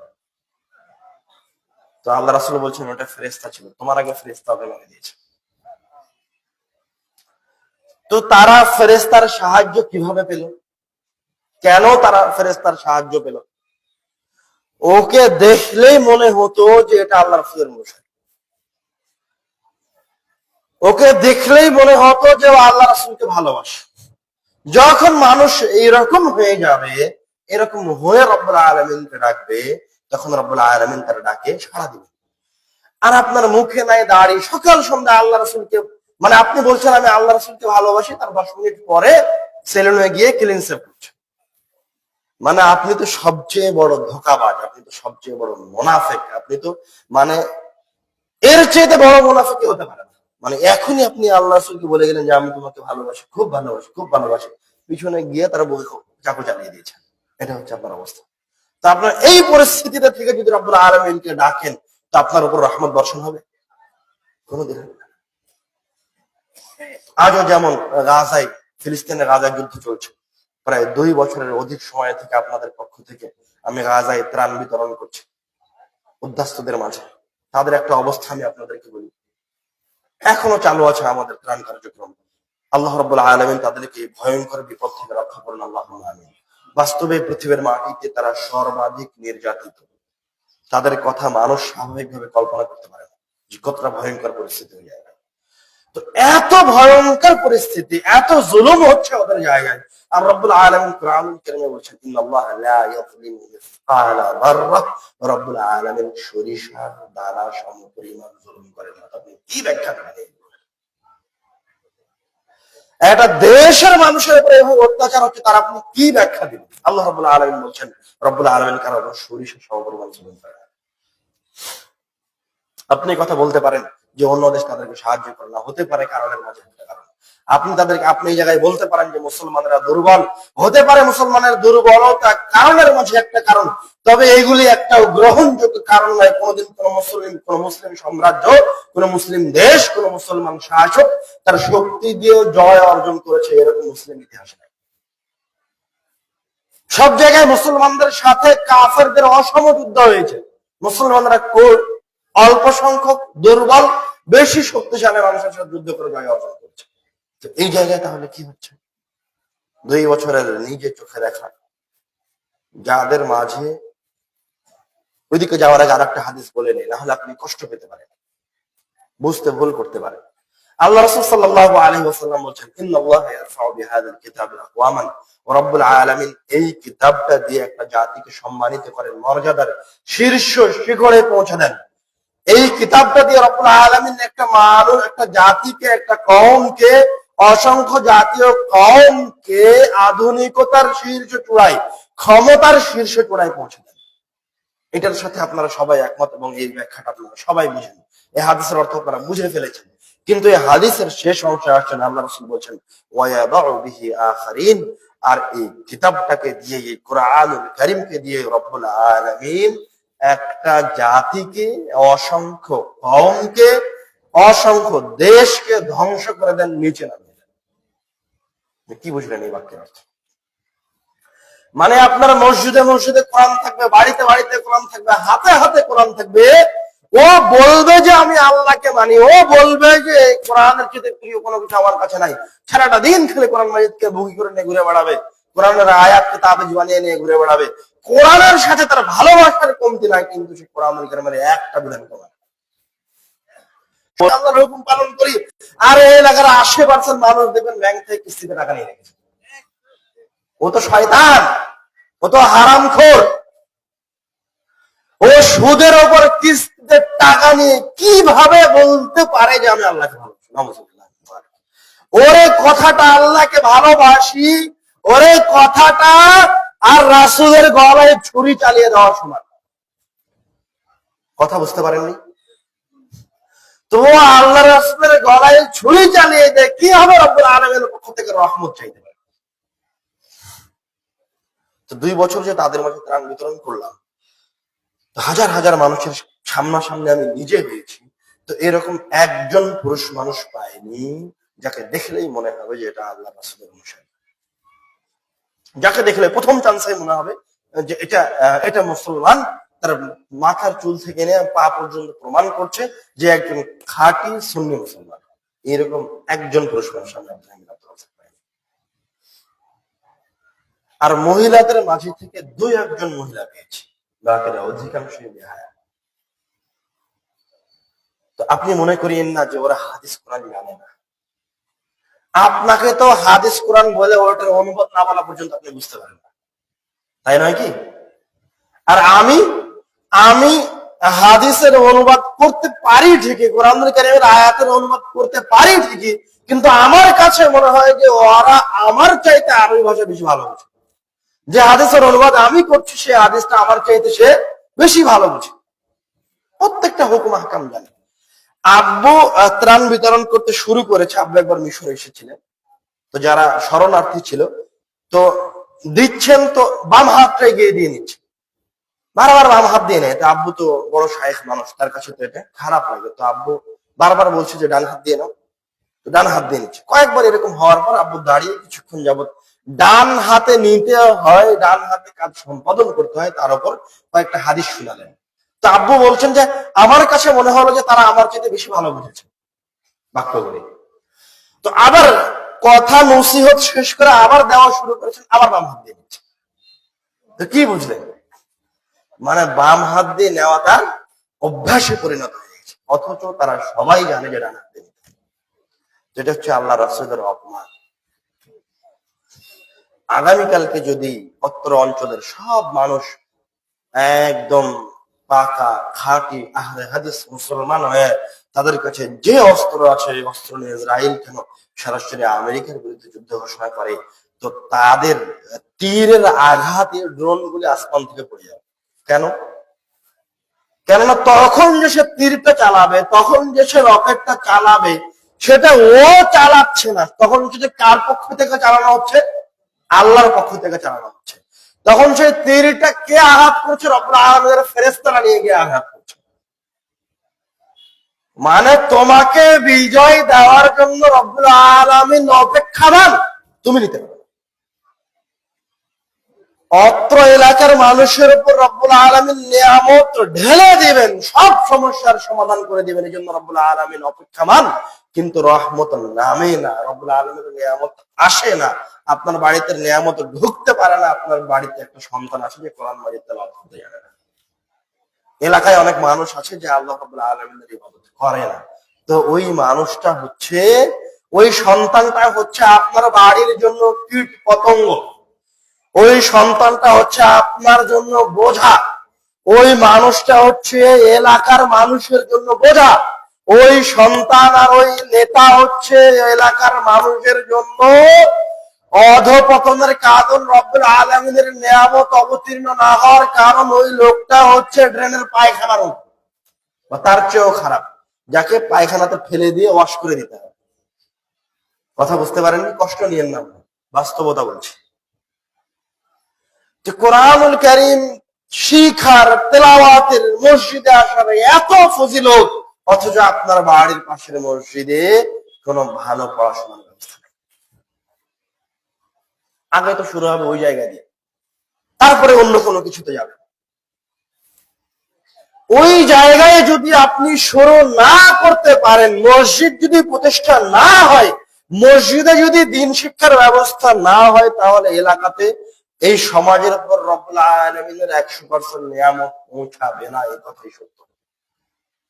অবশ্যই আপনি আপনার শয়তানকে, আপনি আপনার সন্তানকে, আপনি আপনার পরিবারকে মসজিদে নিয়ে আসতে বাধ্য, মসজিদে শিক্ষার ব্যবস্থা করতে বাধ্য। 1 মিনিট উঠে যাবেন না, আমরা কথা শেষ করিনি, এখনো মাগরিবের সময় আছে। কয়টার দিকে মাগরিবের আজান? 5টা কততে? 5টা 37, 38। আজানের 10 মিনিট আগে, 15 মিনিট আগে আমরা ছেড়ে দেব। আপনি একদম পাথরের মতো বসে থেকে কথা শোনেন। উঠে যাওয়ার প্রয়োজন কেন মনে করলেন? জরুরি প্রয়োজন ছাড়া উঠে যাবেন না। আপনাকে শয়তানের কথাই বলে আসছি আমি, আপনাকে আমি শয়তানের কথাই বলে আসছি। দেখেন, এই শয়তানকে যদি না চিনেন, এইভাবে নাফরমানির মধ্যে দিয়ে যদি আপনার জীবনটা পার হয়ে যায়, তো যখন আপনি মারা যাবেন অবস্থা, তখন আপনি বুঝতে পারবেন যে আপনার জীবনটা ভুলের উপরে ছিল। তখন আপনি 2 চোখ দিয়ে দেখতে পাবেন মৃত্যুর সময় যে আমি ভুলের ওপর ছিলাম, নাফরমানির ওপর ছিলাম। কেননা পাপিষ্ঠ বান্দা এবং নেককার বান্দা সবাই মৃত্যুর সময় রব্বুল আলামিনের পক্ষ থেকে প্রেরিত ফেরেশতাদেরকে দেখতে পায়। আল্লাহ রাসূল সাল্লাল্লাহু আলাইহি ওয়াসাল্লাম বলেন, ইন্নাল আবদাল মুমিনা ইযা কানা ফি ইনকিতা'in মিনাদ দুনিয়া ওয়া ইকবালিন মিনাল আখিরাহ, যখন কোন মুমিন বান্দার দুনিয়া থেকে চলে যাওয়ার সময় হয়, যখন কোন মুমিন বান্দার দুনিয়া থেকে চলে যাওয়ার সময় হয়, নাযারাত ইলাইহি মালাইকাতুম মিনাস সামা, তখন রব্বুল আলামিনের পক্ষ থেকে ওই বান্দার জন্য ফেরেশতারা নেমে আসে। সুবহানাল্লাহ। আর রব্বুল আলামিন কোরআনুল কারীমে বলছেন, ইন্নাল্লাযীনা ক্বালু রাব্বুনাল্লাহু সুম্মা ইসতাকামু, যারা এই কথা বলে যে আমাদের রব আল্লাহ, অতঃপর রব্বুল আলামিনের উলুহিয়াতের উপর, উবুদিয়াতের উপর সীসাডালা প্রাচীরের মতো অটল হয়ে থাকে, ইন্নাল্লাযীনা ক্বালু রাব্বুনাল্লাহু সুম্মা ইসতাকামু তাতানাজ্জালু আলাইহিমুল মালায়েকা, তাদের মৃত্যুর সময় রব্বুল আলামিনের পক্ষ থেকে ফেরেশতারা নেমে আসে। আল্লাহ রাসূল সাল্লাল্লাহু আলাইহি ওয়াসাল্লাম এই ফেরেশতাদের চেহারার কথা বলতে গিয়ে বলছেন, বিদুল উজুহ, তাদের চেহারাগুলি হচ্ছে সুন্দর, ঝকঝকে, ফর্সা, কান্না উজুহা শামস, তাদের চেহারাগুলো যেন সূর্যের মতো জ্বলজ্বল করছে। সুবহানাল্লাহ। আল্লাহ রাসূল সাল্লাল্লাহু আলাইহি ওয়াসাল্লাম বলছেন, মাআহুম কাফারুম মিন আকফানিল জান্নাহ ওয়া হানুতুম মিন হানুতিল জান্নাহ, তাদের সাথে থাকবে জান্নাত থেকে নিয়ে আসা কাফন, জান্নাত থেকে নিয়ে আসা হানুত। সুবহানাল্লাহ। তারা এসে কি করবে? তাদের কাজ কি? আল্লাহ রাব্বুল আলামিন কোরআনুল কারীমে বলছেন, ফেরেশতারা এসে যদি পরহেজগার মানুষ হয়, তো ওকে বলবে, আল্লাহ তাখাফু, তুমি ভয় পেও না, তুমি চিন্তিত হয়ে না, ওয়ালা তাহজানু, তুমি কষ্ট পেও না, ওয়াবশিরু বিল জান্নাতিল্লাতী কুনতুম তুআদুন, তুমি যে ইহকালে একটা সংগ্রামের মাঝে দিয়ে পার করেছো, আমার সাথে কাউকে শিরিক করনি, আল্লাহ রাসূলের কোন সুন্নাতকে, আল্লাহ রাসূলের সাথে কোনো কিছুকে কম্প্রোমাইজ করনি, তো তোমার জন্য এখন রব্বুল আলামিনের পক্ষ থেকে সুসংবাদ আছে, ওয়াবশিরু বিল জান্নাতিল্লাতী কুনতুম তুআদুন, তোমার জন্য তুমি এখন রব্বুল আলামিনের পক্ষ থেকে জান্নাতের সুসংবাদ গ্রহণ করো। সুবহানাল্লাহ। আল্লাহ রাসূল সাল্লাল্লাহু আলাইহি ওয়াসাল্লাম বলছেন, ফেরেশতারা এসে যখন পরহেজগার ব্যক্তির মৃত্যুর সময় এইভাবে তাকে জান্নাতের সুসংবাদ দিবে, ফালাইসা শাইউন আহাব্বা ইলাইহি মিম্মা আমাহু, তখন পৃথিবীর মাটিতে তার কাছে সবচেয়ে প্রিয় জিনিস হচ্ছে, তার কাছে পৃথিবীর মাটিতে, এই পৃথিবীতে সবচেয়ে প্রিয় জিনিস হচ্ছে এই মৃত্যুটা। সুবহানাল্লাহ। আহাব্বা লিকা আল্লাহ, সে যখন মৃত্যুকে ভালোবাসলো, তখন সে আল্লাহকে ভালোবাসলো। আহাব্বাল্লাহু লিকাআহু, তখন রব্বুল আলামিন ওই বান্দাটার সাক্ষাৎ কামনা করেন। সুবহানাল্লাহ। মানে আপনারা যদি দুই একজন আগেই উঠে যাওয়ার প্রয়োজন মনে করেন, তাহলে আমরা মাজলিসের পরিবেশ খারাপ করতে চাই না, তাহলে আমরা কথাও এখানে শেষ করি। অথবা আপনারা নিশ্চুপ বসেন, এখনই আমরাও তো সালাত আদায় করব না, আপনি একাই সালাত আদায় করবেন, তো জরুরি উঠে যাচ্ছেন। শেষ কথা, এটাই আমাদের শেষ আলোচনার শেষ কথা। আপনার জরুরি কথা না হলে আপনি একটু চুপ থাকেন, যিনি মোবাইলের কথা বলছেন। আশ্চর্য কথা, আমি বলছি কাল রাসূলুল্লাহ, তারপর আপনি উঠে গেলেন কিভাবে? আরেকজনের সাথে কথা বলেন কিভাবে? এটা কেমন আদব? যদি একান্ত জরুরি কোনো প্রয়োজন হয় তো সেই জরুরত আপনি পূরণ করতে পারেন, অন্যথায় কোনো সাধারণ কাজে আপনি উঠে যেতে পারেন না, কোনো সাধারণ কাজ আপনি দেখাতে পারেন না। এতক্ষণ যেমন আপনাকে আমি শয়তানের নামে কি শিখালাম? তাহলে এমনি কথা বললাম আপনার সাথে। সাহাবায়ে কেরাম যখন আল্লাহ রাসূলের কথা শুনেছেন, তখন তারা বলছেন, তারা এতটা নিস্তব্ধ হয়ে বসে থাকতো যে পাখি তাদেরকে পাথর মনে করে তাদের মাথার উপর বসে থাকে। আপনি কেমন আল্লাহ রাসূলের অনুসারী যে আমি বলতেই আছি আল্লাহ রাসূল সাল্লাল্লাহু আলাইহি ওয়াসাল্লাম বলেছেন, বলতেই আছি আল্লাহ রাসূল সাল্লাল্লাহু আলাইহি ওয়াসাল্লাম বলেছেন, আর আপনি উঠে যাচ্ছেন। মানে দুই একজন মানুষের প্রয়োজন হতে পারে, 10 জন মানুষের তার প্রয়োজন হবে।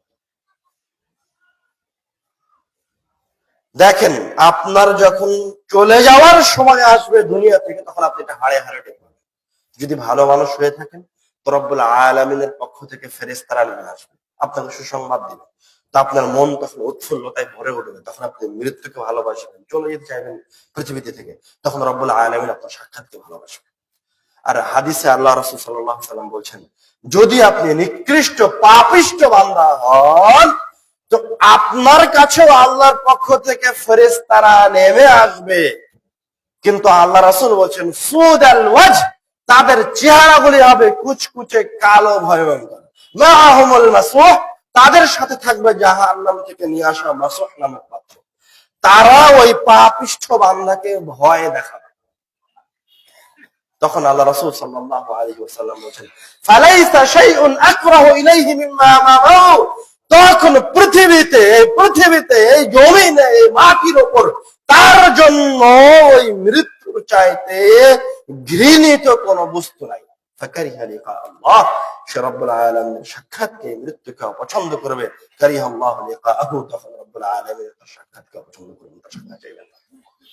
তার মানে এই নয় যে সে মৃত্যুকে অপছন্দ করবে মানে আজরাইল মালাকুল মাউত তার রূহকে বের করবেন না, এমনটা নয়। তার রূহ মালাকুল মাউত বের করবে। পরহেজগার ব্যক্তির রূহ সে বের করে দিবে, আর পাপিষ্ঠ ব্যক্তির রূহ মালাকুল মাউত জোর করে বের করে নিয়ে আসবে। ফেরেশতারা তাকে ভয় দেখাবে, ভীত সন্ত্রস্ত হয়ে যাবে। আল্লাহ রাসূল সাল্লাল্লাহু আলাইহি ওয়াসাল্লাম বলছেন, তাতাফাররাকু ফি আ'বাইহি, তার রূহ তার শরীরে আনাচে কানাচে পালিয়ে বাঁচার চেষ্টা করবে, কিন্তু পালিয়ে বাঁচতে পারবে না। রব্বুল আলামিন কুরআনুল কারীমে বলছেন, ইয়াদরিবুনা উজুহাহুম ওয়া আদবারাহুম, ফেরেশতারা তাকে সামনে থেকে পিটাবে, তাকে পিছন থেকে পিটাবে, পিটিয়ে তার রূহকে বের করে নিয়ে আসবে। আর আল্লাহ রাসূল সাল্লাল্লাহু আলাইহি ওয়াসাল্লাম উদাহরণ দিয়ে হাদিসে বুঝিয়ে দিচ্ছেন যে তার রূহ বের করাটা হচ্ছে যেমন একটা লোহার বাঁকা অ্যাঙ্গেল কোন ভিজা তুলা বা কাপড়ের ভিতরে আটকা পড়ে গেলে টেনে জোর করে বের করে নিয়ে আসলে ওই সুতাগুলি ছিঁড়ে যায়, তুলা পশম ছিঁড়ে লোহার অ্যাঙ্গেলটা বের হয়ে আসে, ঠিক তেমনি মালাকুল মাউত তার শরীরের ভিতর থেকে রূহ বের করে নিয়ে আসবে, তখন তার শিরা উপশিরাগুলি ছিঁড়ে ছিন্ন বিচ্ছিন্ন হয়ে যাবে। এখন আপনি দুনিয়া থেকে চলে যাওয়া, কেমন চলে যাওয়া চান সেটা আপনি ভালো জানেন। আল্লাহ রাসূল সাল্লাল্লাহু আলাইহি ওয়াসাল্লাম বলেছেন, যুরুল কুবুর, তোমরা কবর জিয়ারত করো, ফাইন্নাহা তুযাক্কিরুকুমুল মাউত, কারণ কবর তোমাদেরকে পরকালের কথা স্মরণ করিয়ে দেবে। তো আপনি কি কখনো কবর জিয়ারতের জন্য গেছেন? আপনাদের মাঝে থেকে যে 2, 4, 5, 10 জন কবর জিয়ারতে যায়, ওরা কবর জিয়ারতকে মনে করে নিয়েছে ইবাদতের জায়গা। ওরা কবর জিয়ারতকে কবর জিয়ারতে যেতে হবে মানে কোন এক আল্লাহর ওলির কাছে যেতে হবে, যে ওকে জান্নাতে নিয়ে যাবে। নাউযুবিল্লাহ। আরে আল্লাহ রাসূল এই অনুমতি দিয়েছিলেন না, এই অনুমতি ছিল না কবর জিয়ারতে। কবর জিয়ারত করলে আপনি শিরিক করতে পারেন এরকম সম্ভাবনা ছিল, কিন্তু আল্লাহ রাসূল এক জায়গায় গিয়ে, এক পর্যায়ে গিয়ে কবর জিয়ারতের অনুমতি দিলেন। আবু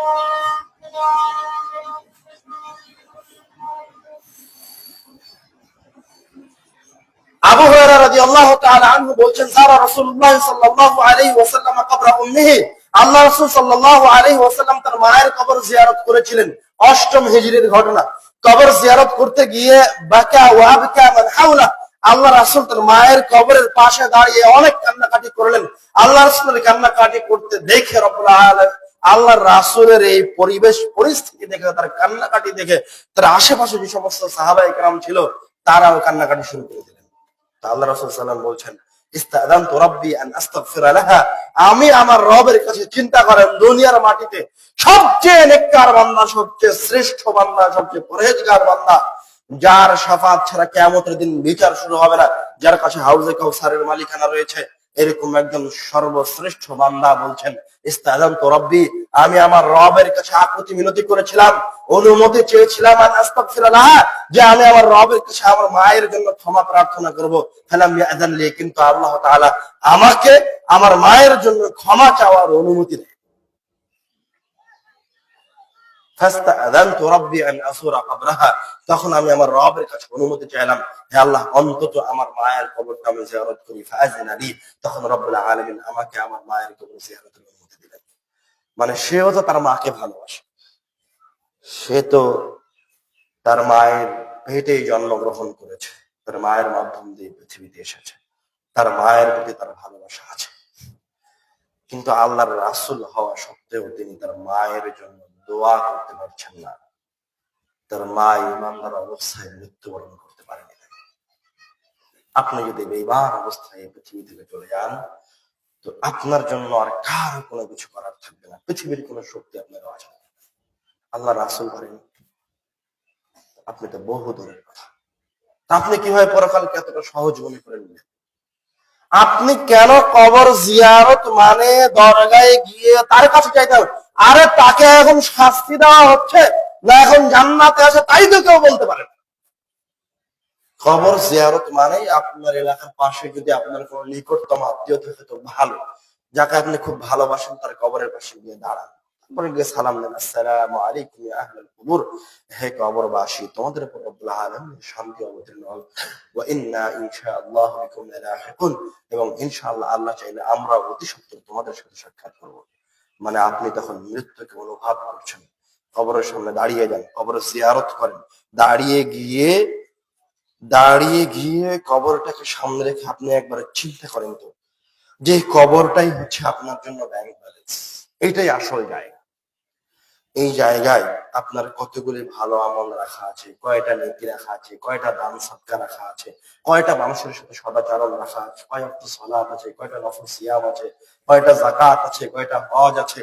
আর চিন্তা করেন তো, ওই কবরের মাঝে আপনার কতগুলি অন্যায় আছে, কয়টা জেনা আছে, কয়টা মিথ্যা কথা আছে, কয়টা মানুষের সাথে অসদাচরণ আছে, কয়টা কৃপণতা আছে। চিন্তা করেন তো। আপনি যদি কবরের পাশে গিয়ে কবরটাকে জিয়ারত করে এইভাবে অন্তর দিয়ে অনুভব করে একবার কবরের পাশে দাঁড়িয়ে থেকে ভাই মনে মনে বলেন যেটা আপনার শেষ সময়, তো আপনি নিজেই নিজেকে বলতে পারবেন যে আসলে আপনি আদেও কোনো পরহেজগার ভালো বান্দা, না আপনি নিকৃষ্ট বান্দা। আপনার মৃত্যুর সময় রব্বুল আলামিনের পক্ষ থেকে ভালো ফেরেশতারা আপনাকে সহযোগিতা করার জন্য আসবে, না আল্লাহ রাব্বুল আলামিনের পক্ষ থেকে ওই কুৎসিত ফেরেশতাগুলি আপনাকে ভয় দেখানোর জন্য আসবে।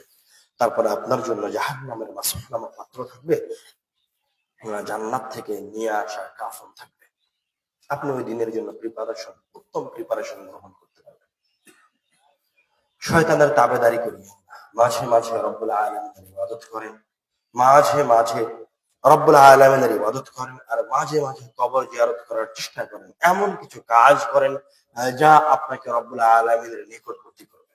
এমন কিছু কাজ জীবনে রাখেন যা প্রমাণ করবে যে আপনি আল্লাহর রাসূলের একজন প্রকৃত অনুসারী। আজ যদি বাংলাদেশের সব মানুষ ভালো হয়ে যেত, সব পরহেজগার হয়ে যেত, তো আগামীকালকে রব্বুল আলামিন বাংলাদেশে যত সমস্যা আছে সব তুলে নেবেন।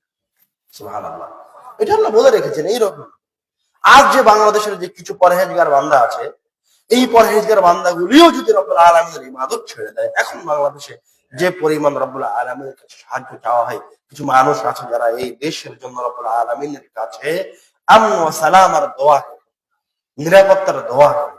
এরা যদি আগামীকাল থেকে চেঞ্জ হয়ে সবাই নাফরমানি করতে শুরু করে, সবাই যদি দাড়ি কাটা টাকুরের নিচে কাপড় পরিধান করে সালাচ্ছে, হজ জাকাত ছেড়ে দেয়, তো পরের দিন এই বাংলাদেশে কাজে রূপান্তরিত হয়ে যাবে, এতে কোনো সন্দেহ নেই। কথা কি আমার বুঝতে পারছেন? এটাই আমার সাথে আপনাদের সাথে আমার শেষ কথা, যে শয়তানকে চিনে, শয়তানকে সামনে রেখে পদক্ষেপ গ্রহণ করেন। শয়তানই আপনার জীবনের সবচেয়ে বড় শত্রু, সবচেয়ে জঘন্যতম, ন্যাক্কারজনক এবং আপনাকে পথভ্রষ্ট করতে পারে এমন একজন শত্রু।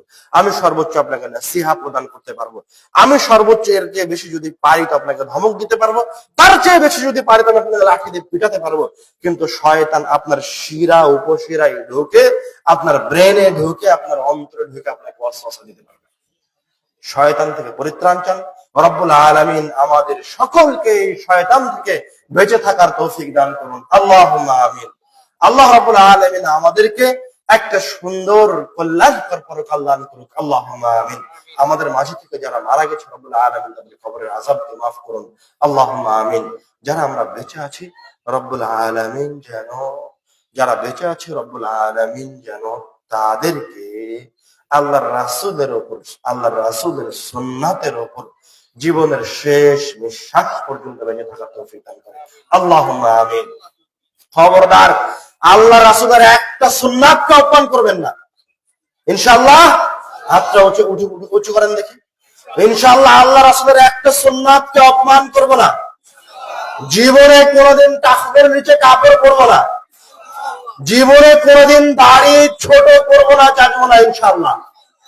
জীবনে কোনোদিন বাপ মায়ের সাথে খারাপ আচরণ করবো না, তাতে বাপ মা যতই খারাপ হোক, ইনশাআল্লাহ। ইনশাআল্লাহ মসজিদে যেই মসজিদ দেখা যাচ্ছে আর আমার বাড়ির পাশে যে মসজিদ আছে সেই মসজিদের শিক্ষা ব্যবস্থা চালু করবো, ইনশাআল্লাহ। এটা হচ্ছে সবচেয়ে বড় দায়িত্ব, সবচেয়ে গুরুত্বপূর্ণ দায়িত্ব, যে দায়িত্ব নিয়ে আল্লাহ রাসূল এসেছেন, যে দায়িত্ব মাথার উপর নিয়ে তার সাহাবায়ে কেরামগণ জীবন দিয়ে দিয়েছেন, যে দায়িত্ব মাথার উপর নিয়ে সালাফগণ জীবন দিয়ে দিয়েছেন, যে দায়িত্ব পালন করতে প্রায় 350 বছর যাবত কোন শিক্ষা প্রতিষ্ঠানে ছিল না মুসলমানদের মসজিদের বাইরে। রব্বুল আলামিন যেন পুনরায় আমাদেরকে সেই মসজিদে ফিরে আসার তৌফিক দান করে, ইনশাআল্লাহ। আল্লাহ রাব্বুল আলামিন আমাদেরকে কবুল করুন, আল্লাহুম্মা আমিন। কি করতে হবে?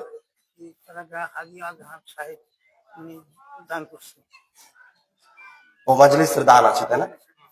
এটা অনেক বড় মাজলিস তারা ব্যবস্থা করেছে, এটার পিছনে অনেক খরচ হয়েছে। আপনারা আপনাদের সাধ্য অনুযায়ী অবশ্যই দান করবেন।